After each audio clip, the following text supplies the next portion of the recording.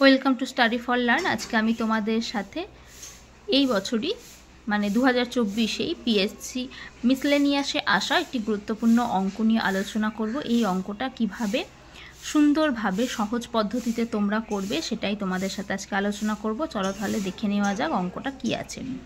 প্রশ্নটা হলো, কোনো একটি সংখ্যার একক স্থানীয় অঙ্কের এবং দশক স্থানীয় অঙ্কের যোগফল 9। অঙ্কদ্বয়ের স্থান পরিবর্তন করলে পূর্বের এবং বর্তমান সংখ্যাদ্বয়ের অন্তর হয় 9। সংখ্যাটি কত?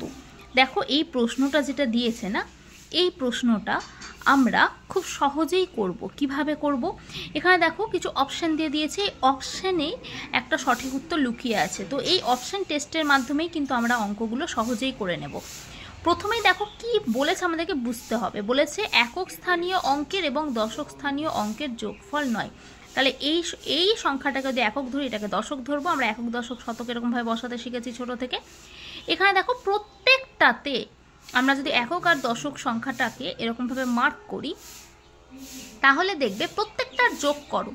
7 আর 2 9, 1 আর 8 9, 5 আর 4 9, 6 আর 3 9, এটাই বলেছে।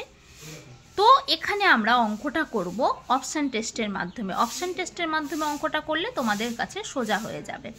তো দেখো, এখানে প্রথম যেটা বলেছে ওটা তোমাদেরকে বলে দিলাম, প্রত্যেকটার যোগফলই কিন্তু হচ্ছে 9।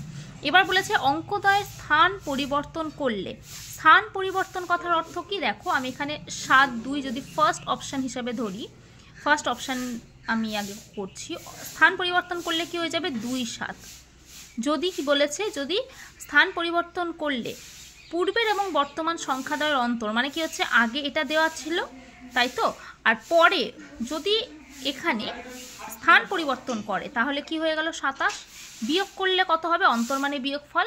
বিয়োগ করলে কত হয়ে যাবে? 12 থেকে যদি আমরা এদিকে 7 বাদ দিই তাহলে আমরা পাবো 5, আর 7 থেকে যদি 3 বাদ দিই পেয়ে যাব 4।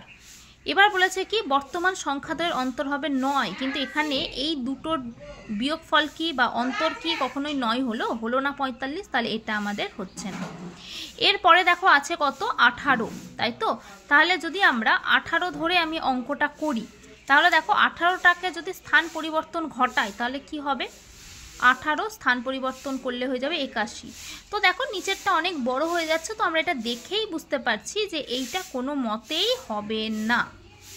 এরপরে দেখো আছে কত? 54। তো 54কে যদি আমি স্থান পরিবর্তন করি কি হয়ে যাবে? 45। এটা বিয়োগ করো। দেখো 14 থেকে যদি আমরা 5 বাদ দিই কত হয়ে যাবে? 9, আর 5 থেকে 4 বাদ আর 1 বাদ হয়ে গেল 0। তাহলে দেখো অন্তর আমাকে বলে দিয়েছে কি অঙ্কদ্বয়ের স্থান পরিবর্তন করলে পূর্বে বর্তমান সংখ্যাদ্বয়ের অন্তর হয় 9। তাহলে দেখো অন্তরটা আমরা কি পাচ্ছি? 9 পাচ্ছি। এটা একটা সংখ্যা হওয়ার চান্স আছে। তারপরে দেখো আছে 63। তো 63 অঙ্কদ্বয় যদি আমি পরিবর্তন করি তাহলে হয়ে যাবে 36। তো 63 থেকে যদি 36 বিয়োগ দিই তাহলে কত হয়ে যাবে? 13 থেকে 6 বাদ 7, আর 6 থেকে 4 বাদ দিলে হয় 2, 27।